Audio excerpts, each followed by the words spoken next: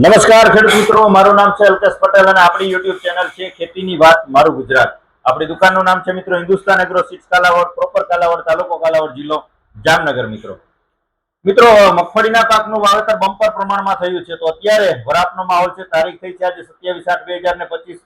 મગફળીના પાકની અંદર અત્યારે એકંદરે જોવા જઈએ તો ઈયળનો એટેક વધારે પ્રમાણમાં જોવા મળી રહ્યો છે. ઈયળ એટલે કે વધારે પ્રમાણમાં ઈયળનો એટેક જોવા મળી રહ્યો છે. અમુક જગ્યાએ કથીરીનો એટેક પણ છે, થ્રિપ્સ અને કથીરીનો એટેક પણ જોવા મળી રહ્યો છે. તો ખાસ અત્યારે શું માવજત કરવી, જમીનમાં તમારે ખાતર આપવું છે, પોષણ આપવું છે, તો પોષણમાં તમારે શું આપવું એના વિશે આજે આપણે ચર્ચા કરીએ. તો ચોક્કસથી તમને માહિતી આપી દઈશું કે આપણે મગફળીના પાકની અંદર શું અત્યારે માવજત કરવી એના વિશે આપણે ચોક્કસથી તમને માહિતી આપશું. તો સર્વપ્રથમ આપણે વાત કરીએ તો ઈયળનો અત્યારે એટેક છે હેવી પ્રમાણમાં, એના માટે શું કરવું? તો ઈયળમાં તમારે વાપરી દેવાનું છે કોઈ પણ સારી કંપનીનો ઇમામેક્ટિન બેન્ઝોઇટ એટલે કે ટાટા કંપનીનો આવે છે રિલોન, પંપે 10 ગ્રામ.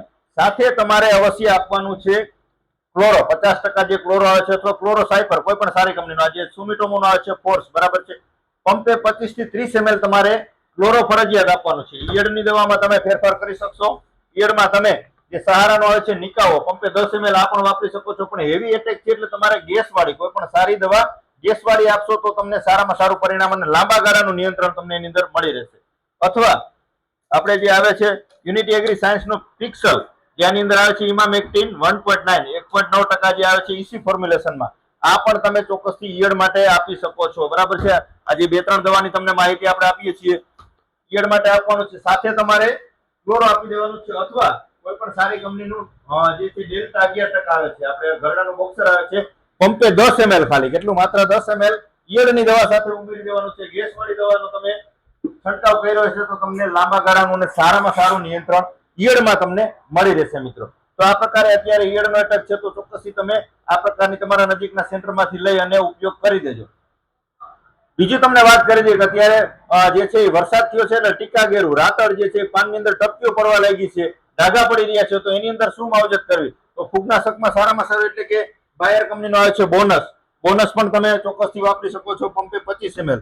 અથવા તમારે આપી દેવાનું છે સલ્ફર મિલ નો આવે છે બજ, જેની અંદર આવે છે ટેબુકોનાઝોલ 25% WG ફોર્મ્યુલેશનમાં, અથવા કેવી એટલે એક જ વસ્તુ છે સુમિટોમોનો અને સલ્ફર મિલ. પંપે 35 ગ્રામ નો ડોઝ છે. પંપે તમે 35 ગ્રામ નાખી શકો છો. જમીનની અંદર દોડવા કાળા થતા હોય તો પંપે 1 વીઘે 200 ગ્રામ તમે જમીનમાં આપી શકો છો. તો પણ તમારા પોપટા કાળા પણ થાય છે, તો એની અંદર તમને સારામાં સારું નિયંત્રણ મળી શકશે. બીજો ફૂગનાશકની જો વાત કરીએ તો સહારાનું આવે છે કોસાવો, કોસાવો પ્રાઇમ. આની અંદર 2 ટેકનિકલ આવે છે, પિકાસોસ્ટ્રોબિન 6.78% અને ટ્રાઇસાઇક્લાઝોલ 20.33% એસી ફોર્મ્યુલેશન, બરાબર છે.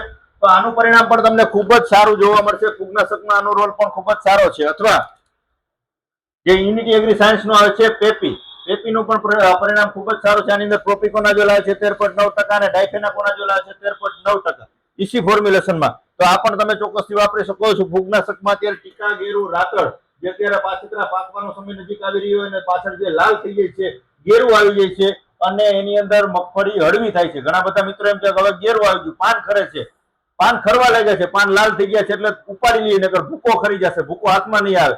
એ તો તમે 5 દિવસ વહેલું ઉપાડી શકશો, પણ વજનમાં તમારો મગફળીનો પાક ખૂબ જ હળવો રહી જશે. શું કામ? એને કે તમારું જે પોષણ જે મળવું જોઈએ, દોડવાનું બંધારણ થવું જોઈએ, એ દોડવાનું બંધારણ થઈ શકે નહીં. રાતળ આવી ગયો, ગેરું આવી ગયો એટલે મગફળીનો પાક હળવો રહી જાય. આ એક ખાસ મગજમાં ખેડૂત મિત્રોએ રાખવાનું છે. એટલે 70 દિવસ પછી સારા ફૂગનાશકનો છંટકાવ કરવાનો ભૂલવાનું નથી. આપણે માવજત કરીએ પણ શરૂઆતના સમયગાળામાં સારા ફૂગનાશક આપી દઈએ, પછી એમ કે હવે હાલે મહિનો દિવસની વાત છે ને હવે કાંઈ જરૂર ન પડે.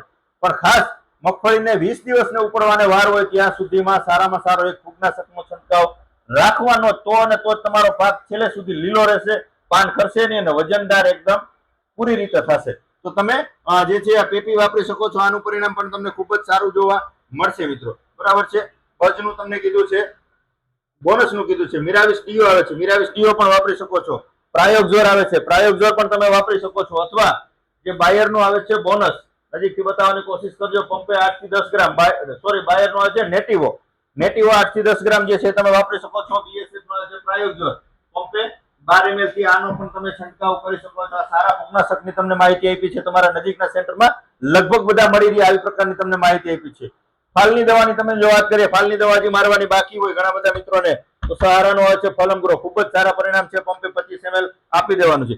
ચૂસિયા પ્રકારની જીવાત હોય, થ્રિપ્સ હોય, કથીરી હોય અને જે છે ચૂસિયો હોય તો ટોલ ફેર આપી દેવાનું છે પંપે 40 ml. એક પંપે 40 ml આપશો તો ચૂસિયા પ્રકારની તમામ જીવાતમાં મગફળીમાં સારામાં સારું નિયંત્રણ તમને ટોલ ફેરાથી પણ મળી રહેશે.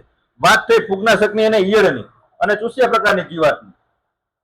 હવે તમને માહિતી આપણે આપી દઈએ મિત્રો કે મગફળીના પાકની અંદર પોષણ માટે આપવું હોય, કઈક વસ્તુ આપવી હોય તો એના માટે શું આપવું, તો એના વિશે ચોક્કસથી માહિતી તમને આપી દઉં. તો એના માટે તમે આપી શકો છો 05234 અને બોરોન. ખાસ કાળજી રાખવાની, 05234 અને જે છે બોરોન 20% બોરોન આવે છે. આ બેનું કોમ્બિનેશન કરીને તમે ચોક્કસથી વાપરી શકો છો. આનું પરિણામ પણ તમને ખૂબ જ સારું જોવા મળશે. બીજી એક માહિતી તમને આપી દઈએ મિત્રો કે તમારે ચિલેટેડ ફોર્મની અંદર વાપરવું હોય તો મિક્સ માઇક્રોન્યુટન આવે છે. મિક્સ માઇક્રોન્યુટન ચિલેટેડ ફોર્મની અંદર, બરાબર. ચિલેટેડ ફોર્મ આપશો એટલે તમે કોઈ પણ એસી ફોર્મ્યુલેશન, ઘાટી દવા કે ઈસી ફોર્મ્યુલેશનનો ઉપયોગ કર્યો છે, કોઈ પણ દવા સાથે પંપે 20 ગ્રામ તમે આપી શકશો. કેમ કે ચિલેટેડમાં આવે એટલે તમારું દ્રાવણ ફાટશે નહીં, કોઈ જાતની આની અંદર અસર થાય નહીં. ખાલી કેલ્શિયમ આવે આની અંદર 10%, એ પણ વાપરી શકો છો. અને માઇક્રોન્યુટન આવે છે મિક્સ માઇક્રોન્યુટન, તો આનો પણ તમે કોઈ પણ દવા સાથે કોઈ પણ જાતના ફોર્મ્યુલેશન વાળું એસી હોય, ઈસી હોય કે ડબલ્યુડીજી હોય, ડબલ્યુજી હોય, કોઈ પણ ફોર્મ્યુલેશન સાથે તમે ચોક્કસથી આજે છે ચિલેટેડ માઇક્રોન્યુટન ખાસ તમે જોઈ લેજો. ચિલેટેડ લેવાનું છે. ચિલેટેડ મિક્સ માઇક્રોન્યુટન આવતું હોય, આ તમે મિક્સ માઇક્રોન્યુટનનો તમે ચોક્કસથી છંટકાવ કરી શકો છો. ખાલી કેલ્શિયમ બોરોન આપવું હોય તો જે આવે છે કેલ્શિયમ અને બોરોન, સેતુનું જે આવે છે કેલ્શિયમ બોરોન, ખાલી કેલ્શિયમ બોરોન પણ આપી શકો છો અને મિક્સ માઇક્રોન્યુટન પણ તમે આપી શકો છો.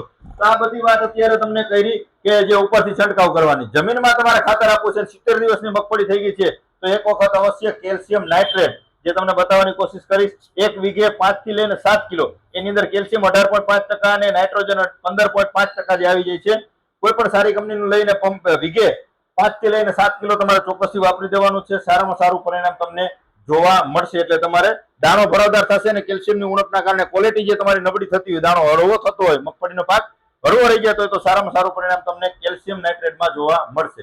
તો આ પ્રકારની સ્થિતિ હોય તો ચોક્કસથી તમે આ મુજબની માવજત કરજો. વિશેષ કઈ માહિતીની જરૂરત હોય 9925454050 મારો મોબાઈલ નંબર છે. ગમે ત્યારે ફોન કરી અને તમે માહિતી મેળવી શકો છો. આવા નવા વિડીયો અવારનવાર જોવા માટે આપણી ચેનલને સબસ્ક્રાઇબ કરજો અને બીજા ગ્રુપમાં શેર કરજો. મિત્રો રજા આપશો મને.